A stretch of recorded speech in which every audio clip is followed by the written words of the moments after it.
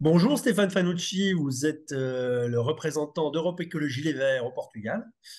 Eh bien écoutez, on fait notre tour d'horizon des partis politiques pour ce qui concerne le gros morceau de la vie politique française en ce moment, la réforme des retraites. Alors vous, Europe Écologie Les Verts, on a bien compris que vous n'étiez pas du tout derrière le gouvernement Macron sur cette réforme, loin s'en faut. Qu'est-ce que vous reprochez à cette réforme qui, donc, pour reprendre les trois grands axes, vise à départ à la retraite à 64 ans, 43 ans de cotisation et fin des régimes spéciaux. Quels sont, vous, les reproches que vous adressez à cette réforme, à ce projet de réforme? Alors, bonjour Jean-Guillaume. Effectivement, donc l'Europe Écologie Les Verts et en particulier, donc nous agissons ensemble, donc les forces progressistes et sociales de la circonscription des Français de l'étranger. On est fermement opposé à ce projet de réforme des retraites pour deux choses. D'abord sur la forme, de la manière dont est présentée cette réforme, et sur le fond. Je m'explique. Sur la forme, parce que cette réforme, le gouvernement d'Emmanuel Macron prévoit de la passer dans un temps très limité de 50 jours. En parlant, en utilisant des termes un peu techniques, donc c'est via l'article 47.1 du projet de loi de finances de sécurité sociale, ce qui fait ça réduit considérablement le temps de débat Dans les chambres, à oui. l'Assemblée nationale. D'autres pays, notamment des pays scandinaves, ont débattu dans leur société sur plusieurs années, 2, 3 ans, 4 ans, pour finalement arriver à un projet de société. Or, Macron essaie de passer en force, donc en raccourcissant le temps du débat à 50 jours. Et finalement, via ce projet de loi de finances, il aura la possibilité c'est une espèce de 49.3 déguisé, puisqu'il pourra utiliser ce qu'on appelle des ordonnances, une ordonnance pour, même s'il n'a pas la majorité à l'Assemblée nationale, de faire passer ce texte de loi. Donc ça, c'était sur la forme. Ensuite, sur le fond, on estime que cette réforme est d'abord injustifiée. Pourquoi? Parce que le gouvernement de Macron veut nous faire croire que le système des retraites en France est un système déficitaire. Or, c'est faux. C'était peut-être le cas il y a un peu plus d'une dizaine d'années, mais si on regarde bien les chiffres depuis 2010, les dépenses allouées aux retraites sont stables et toutes les prévisions économiques garantissent cette maîtrise jusqu'en 2070. Et on a tous ces derniers jours entendu parler du COR, du Comité d'orientation des retraites, qui a publié un rapport en septembre de l'année dernière. Là, je vais le citer textuellement. Le rapport du COR dit: les résultats de ce rapport ne valident pas les biens fondés des discours qui mettent en avant l'idée d'une dynamique non contrôlée des dépenses.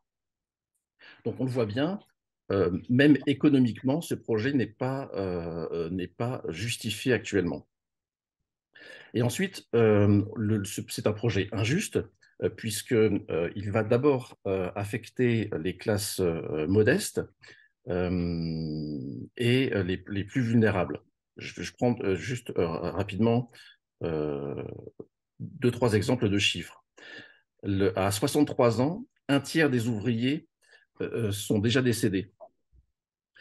Or, les cadres, des cadres supérieurs, eux, partent en moyenne plus tôt à la retraite. Ils partent en moyenne à 61 ans. Et sans parler des personnes les plus riches qui, eux, n'attendent pas la retraite de la sécurité sociale pour arrêter de travailler, puisqu'ils vivent via des rentes foncières et des revenus du capital. Alors, quelles auraient été vos Donc, propositions? Ouais. Quelles auraient voilà, été vos propositions justement pour une réforme des retraites ou pour un changement de paradigme, je ne sais quoi, je ne sais. Alors, exactement. Quelles sont nos propositions? Alors, tu me permettras, Jean-Guillaume, étant toi et moi et nos auditeurs, principalement des Français qui vivent à l'étranger, j'ai commencé par les propositions qui concernent les Français de l'étranger.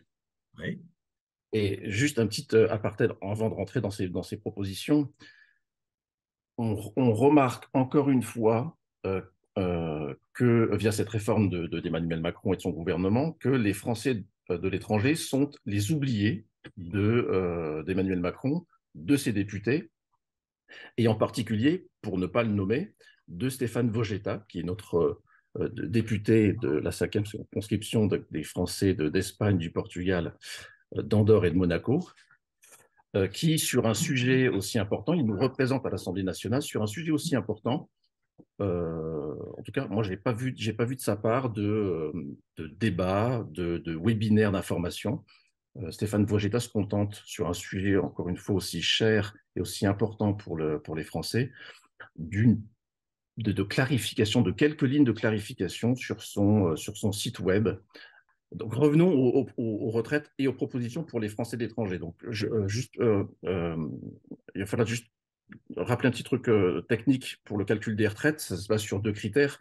Ce qu'on appelle le RAM, le revenu annuel moyen, enfin la moyenne des salaires pour le régime général, c'est sur les 25 meilleures années.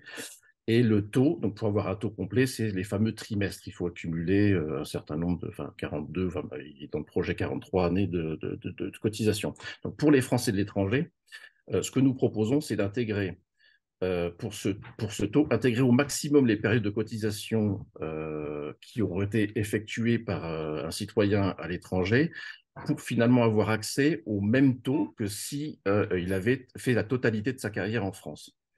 Ça passerait notamment par la signature, tu sais Jean-Guillaume, que l'État français signe des conventions de sécurité sociale avec les différents États pour justement pouvoir faire valider ces trimestres. Pour les personnes qui font des carrières, notamment hors de l'Union européenne, il y a beaucoup encore de pays qui n'ont pas ces conventions-là, et donc ces trimestres ne sont pas reconnus. Donc, on propose de pouvoir qu'il y ait plus de conventions pour pouvoir intégrer au maximum ces pertes de cotisation. Ensuite, sur le salaire moyen, on propose que le calcul soit fait au prorata du nombre d'années cotisées en France, puisque un citoyen qui va avoir une carrière relativement longue à l'étranger, et notamment dans un pays où le salaire moyen est plus bas que celui en France, sera mathématiquement impacté sur le calcul de sa retraite, puisqu'il aura passé la majeure partie de sa carrière à toucher un salaire plus faible que s'il avait exercé les mêmes fonctions en France. Et donc, encore une fois, notre proposition, c'est que ce calcul de cette base ne soit pas sur les 25 meilleures années, mais au prorata du nombre d'années passées en France. Et puis, dernière mesure pour les Français de l'étranger, il existe la Caisse des Français de l'étranger, qui est une caisse complémentaire pour les Français de l'étranger, qui est très peu connue, mais aussi qui est très peu utilisée. Pourquoi? Parce que les cotisations sont très élevées. Juste pour les auditeurs avoir une ordre de grandeur, on est dans les différents pays à l'étranger, la communauté française se chiffre parfois par plusieurs dizaines de milliers. Et on peut compter sur à peine une dizaine de Français qui cotisent à cette caisse des Français de l'étranger, à cette CFE. Euh, donc, elle est très très peu utilisée. Donc l'idée c'est de pouvoir euh, baisser ses cotisations pour que plus de Français puissent en bénéficier. Et ensuite, si tu me laisses encore un petit peu de temps, voilà évidemment les mesures, je dirais, plus générales et pas spécifiques pour les Français de l'étranger. On est bien évidemment opposés, nous, à ce report à 64 ans et qui est bien évidemment une régression sociale. On propose au contraire qu'on revienne à 60 ans, comme ça l'était il y a encore quelques années en arrière. On l'a vu que mathématiquement, c'est faisable. Il faut aller chercher l'argent, le financement autre part. Hein. Le gouvernement disait que ce passage à 64 ans, de 62 ans à 64 ans, ça permettait de financer un trou de 15 milliards d'euros.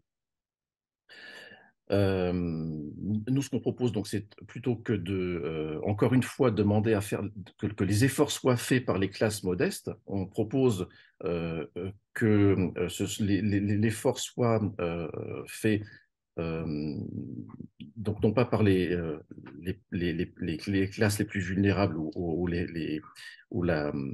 la classe moyenne, mais par exemple des cotisations, l'augmentation des taux de cotisation par des hauts salaires, ou par exemple de taxer les super profits des grandes entreprises. Total Energy a publié il y a quelques jours en arrière un bénéfice uniquement pour l'année dernière de 25 milliards d'euros. Et là, le gouvernement parle d'un trou de 15 milliards pas par an, 15 milliards pour les 7 prochaines années, de 2023 à 2030.